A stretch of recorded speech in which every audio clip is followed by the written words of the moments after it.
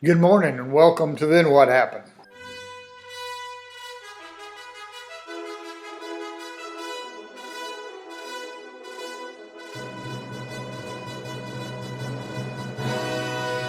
I hope you're having a great day.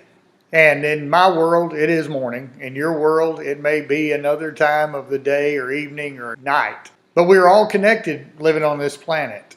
And one of my biggest things of life is I'm very interested in what's going on in the rest of the world. Not necessarily the news. Now the news is important and there are a lot of things going on. There's war. There is trauma. There is disaster. There are difficulties. There are a lot of things that get our attention and that make us feel like the focus of this planet is one tragedy after the other. But honestly, there's so much that goes on between those tragedies. There's so much living that goes on. If your life has been affected by tragedy, you join a group of most human beings. Most of us have experienced some level of tragedy. The loss of a loved one, the disaster of our country being devastated in some way, an area we lived in, our love that was affected by natural disaster or trauma. Something that happened in relationships can be just as devastating as any storm or hurricane or earthquake for your life, for your emotions. But one thing that we can do as humans is be interested in each other and not just in what war is happening here or there. I believe it was Alfred Nobel who made the statement about his factories, something to the effect would end war sooner than politicians could end war, because once humans had the ability to destroy one another in a second, we would stop having war, he hoped. The truth is that war and disaster and tragedy continues. But one of the things that we can fill in the gap with between all of these things happening is not fear, not living from one tragedy to the other in fear, because fear will torment the good part of your life. But you can be interested. I love cultures. I love other people's ideologies, philosophies, the things they think and talk about. One of the reasons that we're in these social media places, or we're watching videos, or we're participating in someone else's interest is because we do have an interest. We are interested in other people. Let me encourage you to go beyond the normal day-to-day interest in life and live it more for the purpose of expanding your horizons, your mind, your ideas. I watch videos of places in the world that I will never go. Some of you are in places I will never go. I like travel. I like to see things, but many places I will not be able to afford to go to, or I just won't have the time to go. But I'm interested. Right here in my own area, there are many cultures.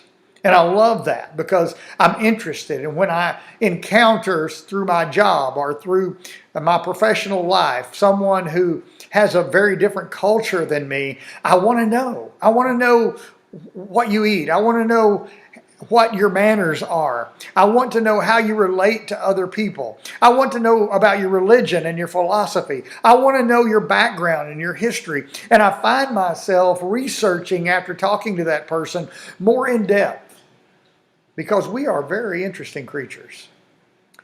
As humans, we all have our flaws. Every culture, every kind of person in the world, every race, every religion, we all have our things that may have been faults or problems or issues or difficulties or bad judgment. But through all of that, we are still very interesting creatures. Nature is interesting. I love nature. Most of the time, if I can be, I want to be in some form of nature and watching and observing. But humans, man, we are interesting beings. So let me take a step in my own life. And let me let you know that as I think about myself, sometimes I'm not real interesting to myself. Sometimes I think, Ronnie, you're just not that interesting. But then I realized I've been a lot of places. I've done a lot of things. I have a lot of friends from a lot of places in the world. My cell phone is full of emails and contacts from all over the world because of my job. And I'm so thankful for that because it lets me know. And many times I will sit across the desk from one of the people I'm working with, and they will tell me about their culture or their ideas or their philosophy. And I tell them how interesting they are, how fascinating that is. And I've had them tell me, oh, I don't think I'm that exciting. I don't think I'm that interesting, but you are.